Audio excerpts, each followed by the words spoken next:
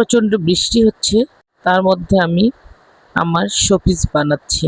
ফেলে দেওয়া one time box আমি কাজে লাগিয়ে এটাকে সুন্দর একটা আমি শোপিস বানিয়ে ফেলবো।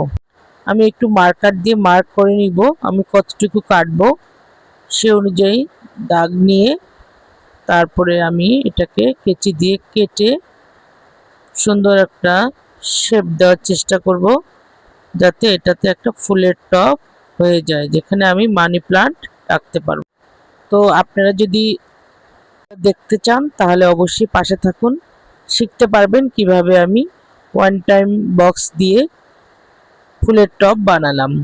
ঢাকনাটাকে কেটে নিয়ে আমি গ্লু গান দিয়ে জুট ফ্যাব্রিক্স সুন্দর করে লাগিয়ে নিলাম, যাতে সামন পাশটা হয়ে যায়। তারপরে পটটাকে আমি আবার জুট ফ্যাব্রিক্স দিয়ে সুন্দর করে রাউন্ড করে লাগিয়ে নিলাম, যাতে এটাকে পুরোটা ঢেকে যায় এবং শক্ত হয়।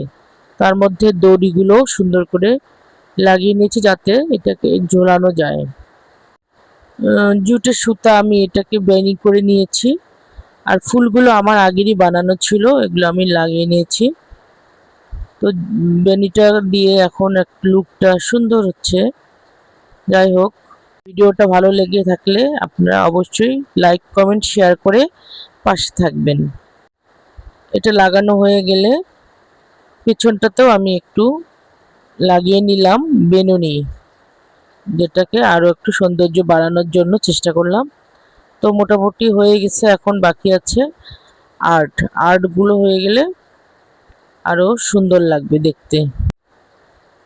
তো এটাতে আমি এখন কালার দিয়ে কালার করার চেষ্টা করব, যাতে এটা সুন্দর একটা ডিজাইন হয়। ও এদিকে আমার এই জায়গাটায় একটু বেনুনি দেওয়ার কথা ছিল, এটা ভুলে গিয়েছিলাম। তো বেনুনিটা দিয়ে নিলাম। এটাকে এখন আর্ট করব।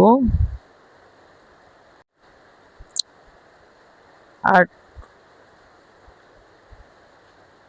আমি এটা লাল কালারই দিলাম, কেননা যিনি চেয়েছেন, আমার আগের একটা আছে সেটা দেখে চেয়েছেন, এই জন্য আমি লাল কালারটা দিয়ে এখানে মানি প্লান্ট লাগিয়ে এখন আমি হ্যাঙ্গিংয়ের জন্য রেডি করলাম। তো কেমন লাগছে বন্ধুরা? যদি ভালো লাগে থাকে তাহলে অবশ্যই শেয়ার করে পাশে থাকবেন, লাইক কমেন্ট করতে কিন্তু ভুলবেন না। ধন্যবাদ সবাইকে। ভিডিওটা অবশ্যই শেয়ার করে দিবেন। ধন্যবাদ, ধন্যবাদ, ধন্যবাদ সবাইকে।